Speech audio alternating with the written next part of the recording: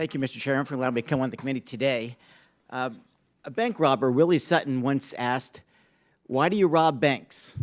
Because that's where the money is. Well, the banks today are the federal government.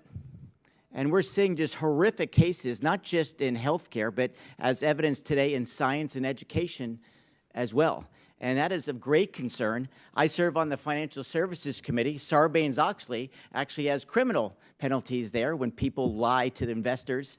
And the biggest investors in the world are called taxpayers, as we had the largest budget in the world. That said, I think it's really important what you all are doing today, and I really appreciate you all holding people accountable for the misuse of taxpayer dollars. The law right now has an allocation where when you have a penalty, it's a 3-to-1 ratio. And I think that's very important. And it's very concerning that when we're trying to make these scientific investments, and just for the record, I see the numbers game were being played prior. The numbers are a little total awards versus the number of awards. It was like a 3% adjustment between 2024 and 2026. So it's fun when people can have using numbers in such ways. But federal taxpayers have the right to know that the agencies are, one, looking out to making sure that the information is correct, and second, when people break the law, that there are severe penalties. And I'll just go into one of those examples. At Duke University, settled for $112 million in 2019 over falsified research data and manipulated grant for NIH, EPA, and the Department of War. Stanford, $1.9 million in 2023. University of Maryland, $500,000. Albany, $313,000.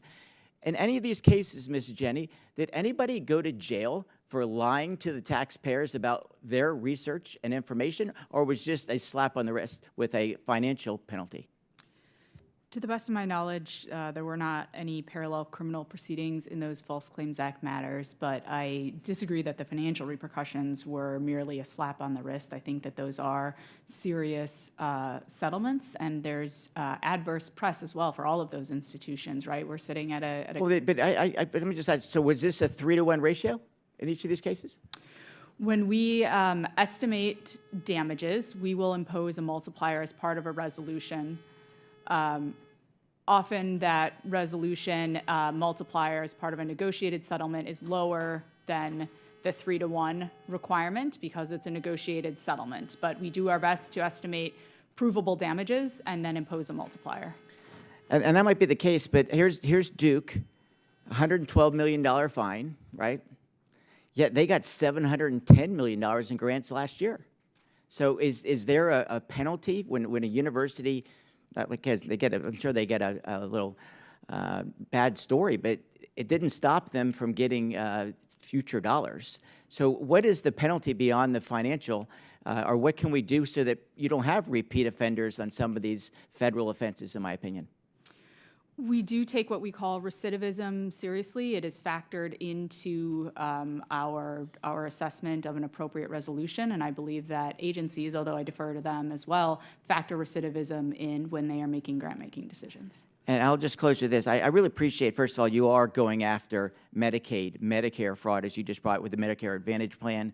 Again, these are people who know where the money is, just like Willie Sutton said, and they're going after it knowing the likelihood of getting a criminal penalty is quite small. And I'm really grateful that our chairman would take on this type of issue because these are fundamental. I mean, the way you erode trust in our government is when you have election violations, when people are voting who shouldn't be, and second, when people are stealing money and knowing the penalty is minuscule, especially for the amount of money we're talking about are quite substantial. And I also, Ms. Stykes, I do appreciate also you said we shouldn't be filibustering today. I think that's a great idea. Maybe we should talk to our senators about some of these matters. So this is fundamental to our country, and people lose trust in government when the government does not react to what the voters asked for in 2024.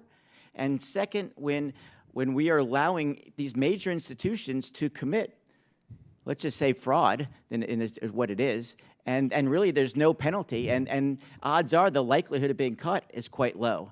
And so with that, Mr. Chairman, thank you for taking this on. I appreciate the Department of Justice finally bringing justice to a lot of these, and I think people need to know that when you create such false documents like we do in financial services world, there will be a penalty. And so with that, Mr. Chairman, I yield back.